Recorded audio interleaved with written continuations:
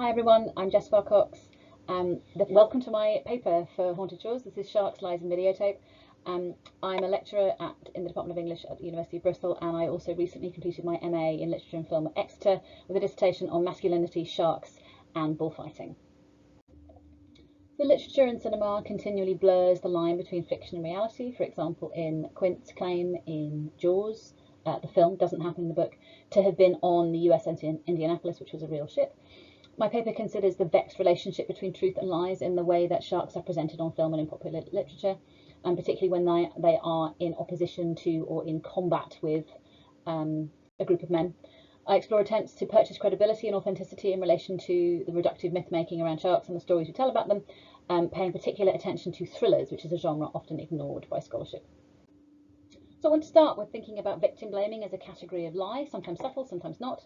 I'm going to begin with Jaws, which, as you will recall, begins itself with Chrissy being killed, and that's a death that I read as a sexual assault, with the shark appearing from the marine equivalent of a dark alley. Antonia Quirk writes of the shark approaching Chrissy from below that if she were wearing a skirt, he would look up it, and later characterises the death of 6-year-old Alex Kintner as particularly horrible because there's the lingering suspicion that the shark's motives are sexual, she thinks. Like many serial killers, the shark in Jaws begins by killing easier prey, so women and children, and then upgrading or escalating to men. And Chrissy, I suggest, is particularly vulnerable in her capacity as a sexual being, having had sex with her male partner on the beach immediately before running into the sea. So as Alice Bolan writes in Dead Girls of promiscuous Laura Palmer, who you can see here, whose murder drives the narrative of Twin Peaks, women perceived as sexually available are so often punished for it in the horror narrative. Chrissy's position as a generic dead girl, underlined by the fact that when reporting her missing, her partner is unable to recall the colour of her eyes. He just says, let's say hazel, and gives her age as around 25. And her death is treated as unsurprising, implying that, as Bolan says, the murder of young, wanton women happens all the time. The language used to describe Chrissy shows what Quirk calls girls in swimsuits, having the violence they enact on the male eye dreamed back onto them by men, although for the sake of veracity I'm going to point out that Chrissy's actually naked when she's killed. The point is that this kind of treatment of female characters as generic, promiscuous and unimportant insinuates that women killed by sharks have brought it on themselves, leading the shark on in some way or other, a folly that the male heroes then correct and avenge by killing the shark. And this fits into a long tradition of victim blaming in relation to shark attacks, including the myth that bare skin, brightly coloured swimwear and the smell of a recent sexual encounter all attract sharks. These are all false, and these are myths that were used to blame and police the swimwear choices of women from the 1916 Mattawan attacks onwards. The familiar tropes of blaming women when they are attacked, whether by men or by sharks, are very obvious here, including the idea that women are asking for it by not wearing enough clothes or by wearing the wrong clothes. And women in these narratives are usually portrayed in one of two ways, which is either naked or in an orange bikini, as modelled here for us by Blake Lively in shark-based film The Shallows. For example, here is the cover art for Jaws 2, and as you can see, it features a woman in an orange bikini on the front. Now, this is Dee, who is, spoilers, fairly obviously from this image, eaten by the shark while water skiing.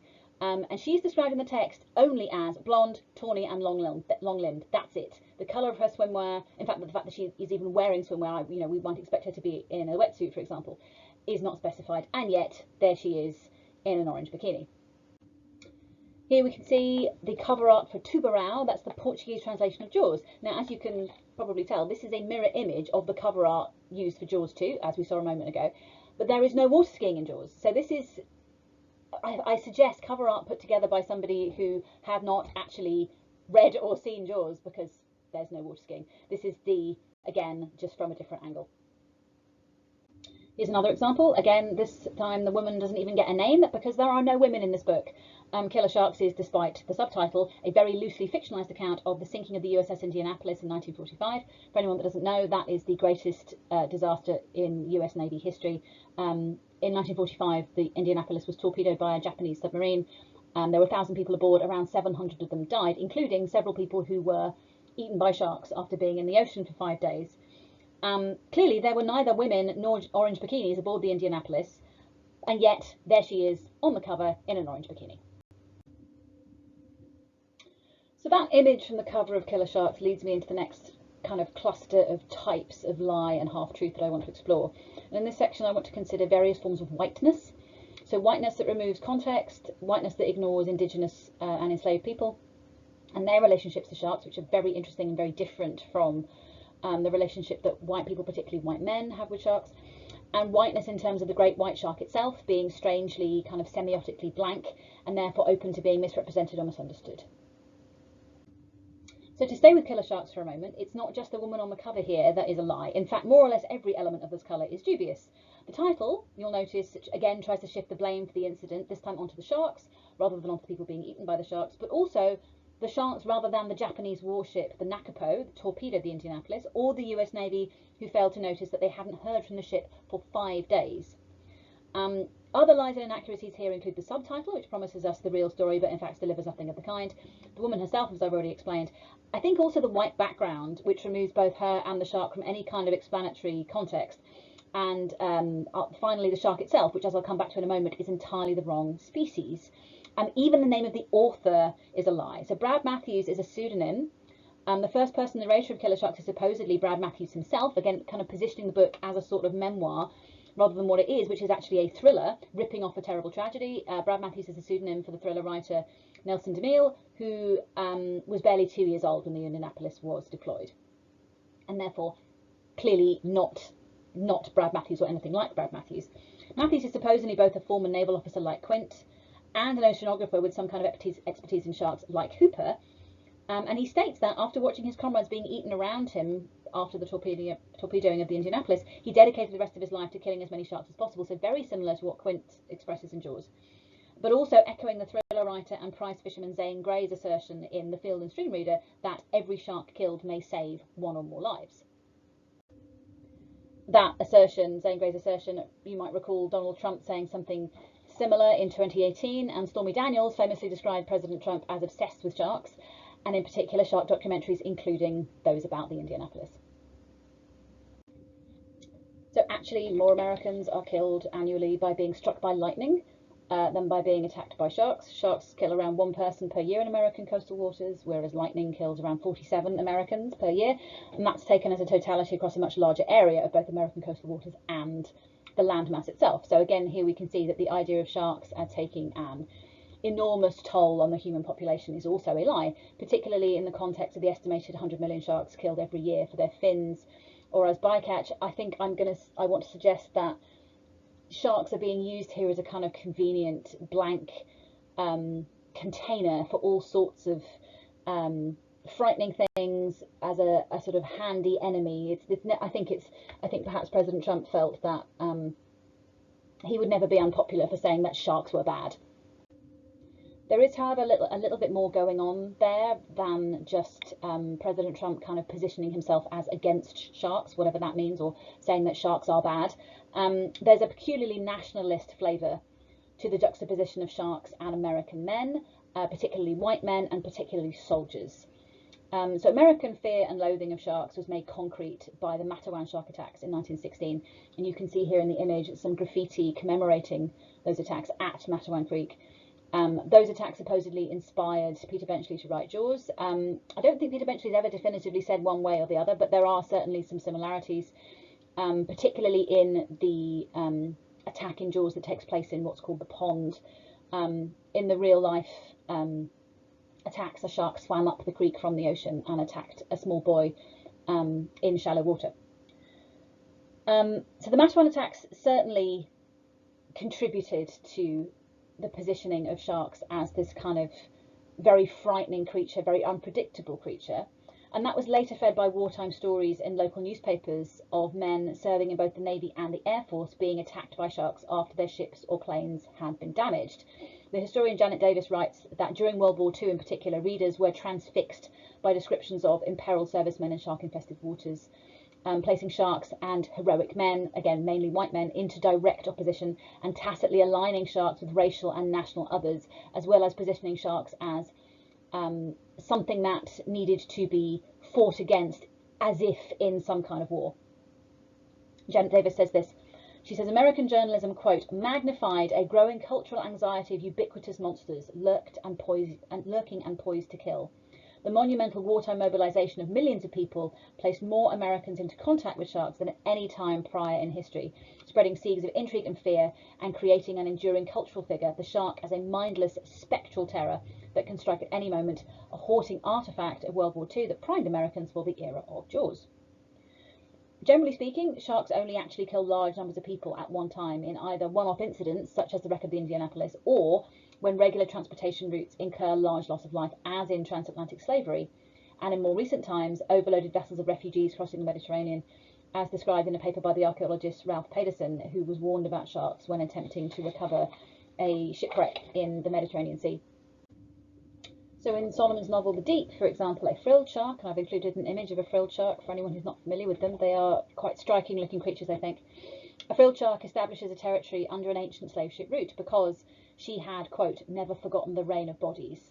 Indeed, the whiteness of modern shark narratives, their solitary middle-aged mariners captaining their own boats, is what Roland Barthes calls the god, the master, the owner of that vessel, has both encouraged a patriarchal disdain for male friendship, such as you might find in a crew of a ship, in more conventional terms, and overshadowed the fact that people of colour have a long and rich relationship with sharks.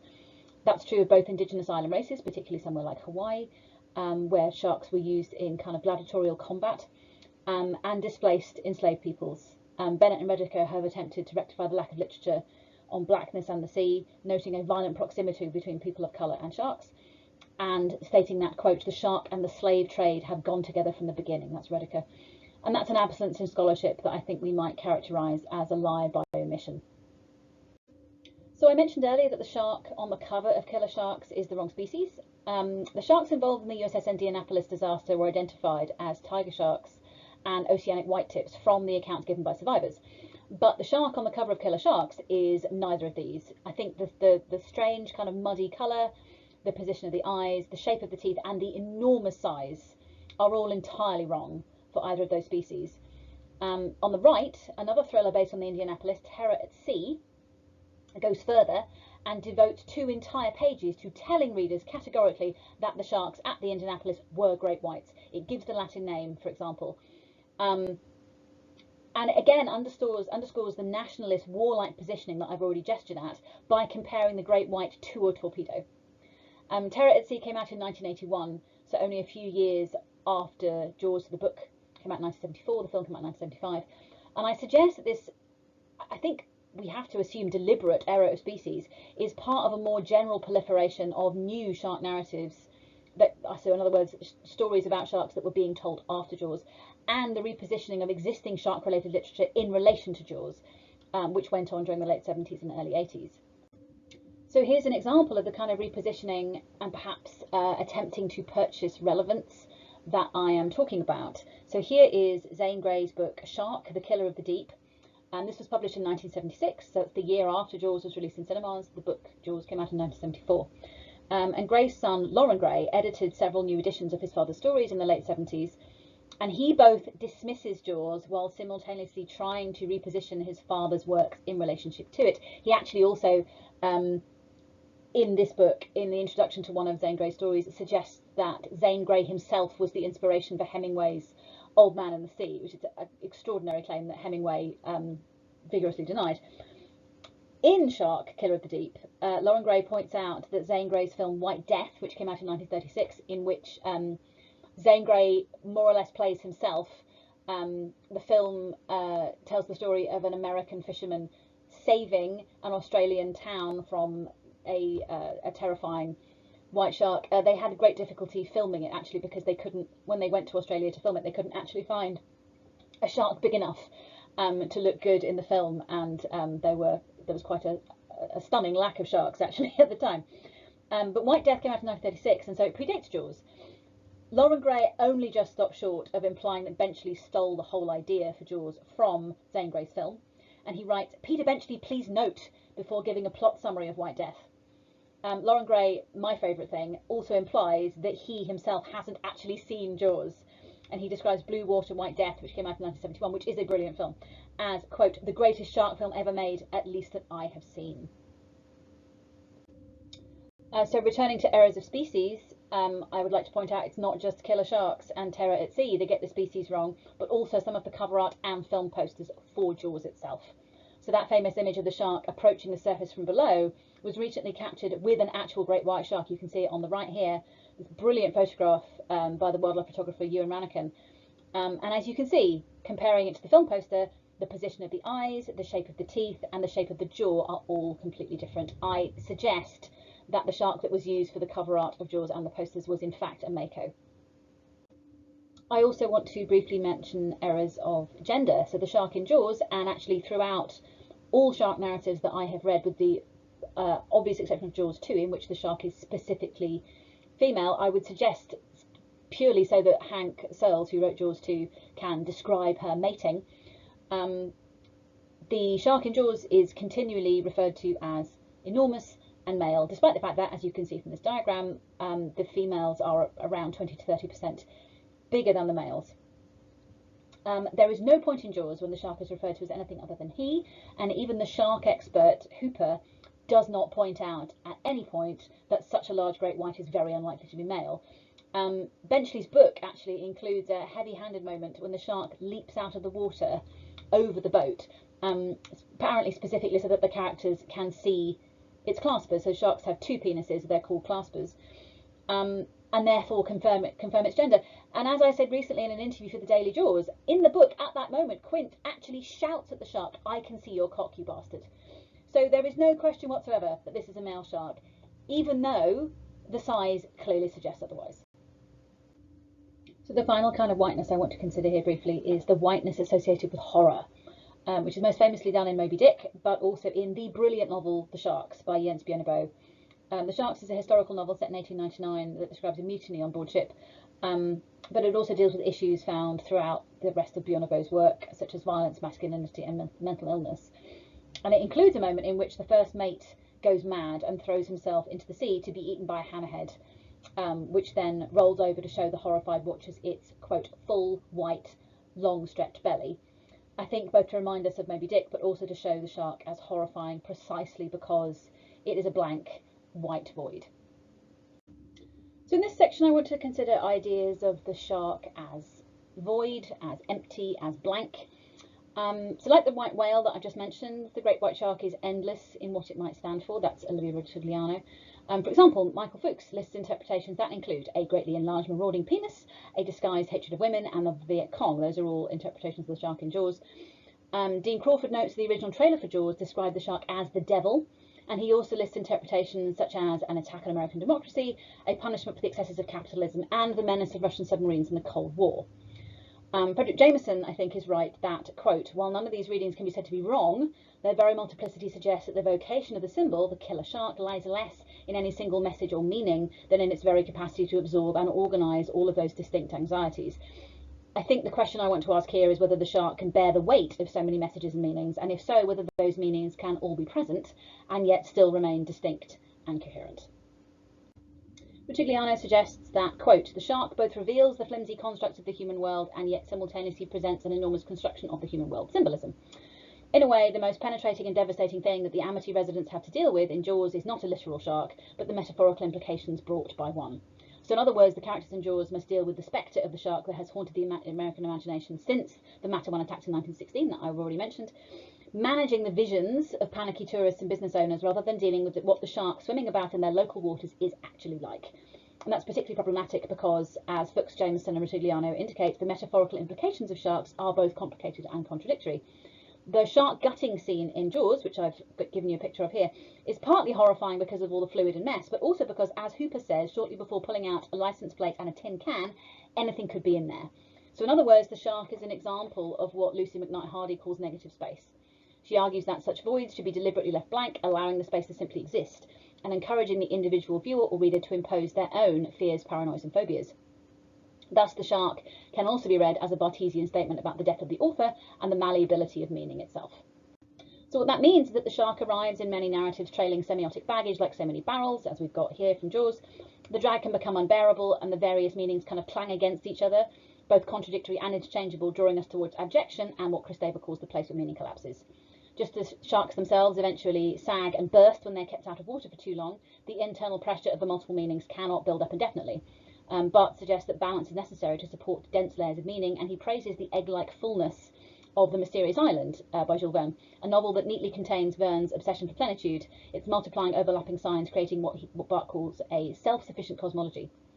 The structural integrity of the symbolism indicates Verne's almost perfect respect for the ability of the reader to construct their own narrative. That's what Barth says. Crucially, this works because Verne gives every element of his world the same symbolic importance: the sea, the people, the Nautilus, and all the varied and contiguous objects aboard. However, in shark narratives, I suggest there is no such spreading of the weight. So Matthew Scully notes the human tendency to load meaning onto animals, writing that, quote, "When you look at a rabbit and can see only a pest or a meal or a commodity or a laboratory subject, you aren't seeing the rabbit anymore, you are seeing only yourself," suggesting that the rabbit in his example ceases to be visible in terms of what it is actually like, existing as a blank screen onto which humans necessarily project their own anthropocentric ideas. He argues that this arises from the assumption that animals are here for us and only for us, assuming that, quote, "we are everything and they are nothing." I propose that something distinct but similar is true of stories about sharks in the deep sea, perhaps in response to the challenge that sharks pose to anthropocentricity and Val Plumwood's standpoint of mastery. Notably, she famously described the standpoint of mastery after being attacked and nearly eaten by a crocodile, which you can read about in her essay, Being Prey. The shark is conceived of as a blank screen onto which men can project their own ideas. It is asked to stand for everything, which means that it ends up standing for nothing, causing meaning to tip over into confusion and ultimately nothingness. So to conclude, I'm going to agree with Emily Alder that while the sea is a space without national borders, the men that work and live on it bring with them the projections of land-based concerns, including a tendency to view the sea as, quote, "an emptiness haunted by mythological hazards." That's the historian John Mack I'm quoting there. That's a tendency that men carry with them as a kind of imperial ballast, particularly white men. The entire imperial project can be read as a process of identifying spaces and peoples as blank, requiring the presence of enterprising white men to give them meaning. Melissa Free calls that the great white illusion of imperial necessity. And I suggest that a similar blankness is imposed onto sharks for the convenience of patriarchal men who need a symbolic enemy that can stand for more or less anything, with which to define and justify their own violence, and that in turn leads them into inaccuracies, exaggerations, and lies.